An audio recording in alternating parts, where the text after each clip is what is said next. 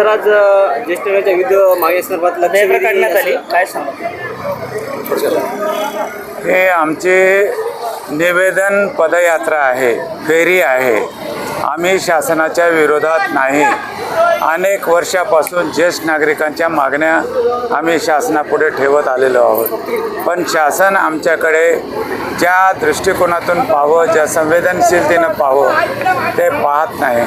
आणि म्हणून आजच्या या 144 कलम लागू असतानासुद्धा आम्ही ते कलम तंतोतंत पालन करून हायकोर्टाने दिलेल्या निर्णयाप्रमाणे आम्ही ही निवेदन फेरी काढलेली आहे आणि अत्यंत प्रभावी अशी ही निवेदन फेरी झालेली आहे. हजारो लोक आलेले आहेत. हे सगळे लोक जे आहेत ते गरीब, विस्थापित, गरजवंत, दुर्लक्षित, उपेक्षित, वंचित, शेतकरी, शेतमजूर, कष्टकरी, कामगार, याच्यामध्ये अर्ध्याच्यापेक्षा जास्त विधवा माता आहेत.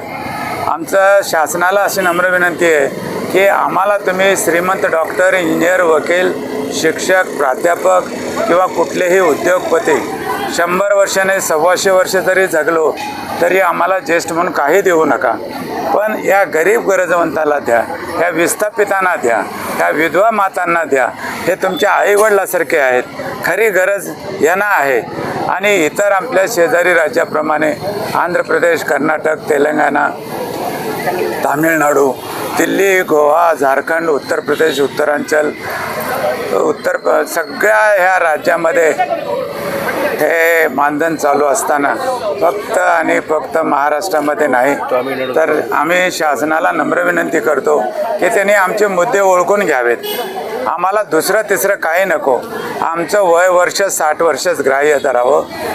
आम्हाला आमचे तुम्ही जे शासनाने पारित केलेले कायदे आहेत, 2007चा कायदा, 2010चे नियम, 2013चा कायदा आणि धोरण, हे शासनाने तंतोतंत पाळावं.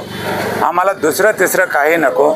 इतर राज्याप्रमाणे आम्हालाही काहीतरी मानधन दिलं पाहिजे. मानधन जर दिलं तर आम्ही आज जे टाकाऊ झालेलं आहोत कुटुंबामध्ये ते होणार नाहीत.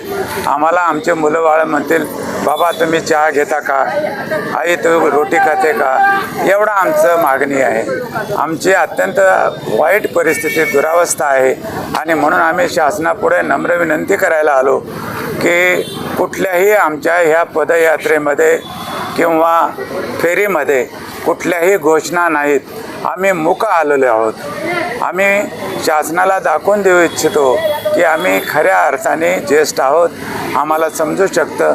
आम्ही सगळे कायदे पाळलेले आहेत. आजपर्यंत देशाला आम्ही उभं आयुष्य दिलेलं आहे आणि 60 वर्षापर्यंत पोहोचलेलं आहे. पण शासनाला नम्र विनंती आहे की 65 वर्ष, 70 वर्ष, 75 वर्षाच्या पुढच्या योजना न आणता तुम्ही आमच्या 60 वर्षाच्या पुढच्या योजना आणा. लाडके मायबाप योजना आणा. आणि त्या लाडक्या मायबाप योजनेमधून आम्हाला महिन्याला 5,000 रुपये म्हणजे 2दाची रोटी आणि 2दाचा चहा, औषध पाण्याला आम्हाला खर्च मिळावा, एवढीच आमची रास्त मागणी आहे. ज्येष्ठ नागरिक सहभागी सर आपल्या फेरीमध्ये आता त्या अर्थानं हजारो लोक आहेत. माझं तर असं मत आहे कमीत कमी 5-1 लोक तर आलेले असावेत. अजूनही येत आहेत. आम्ही 11चा वेळ दिलेला आहे.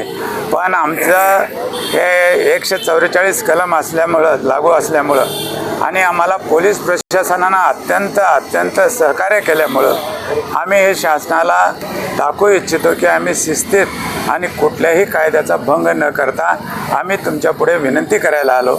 एवढंच मला या ठिकाणी सांगायचं आहे. तर शासनाने आमच्यापैकी एक स्त्री, एक पुरुष ज्येष्ठ नागरिक विधान परिषदेवर घ्यावं, राज्यसभेवर घ्यावं, आमचा मंत्रालय वेगळं करावं.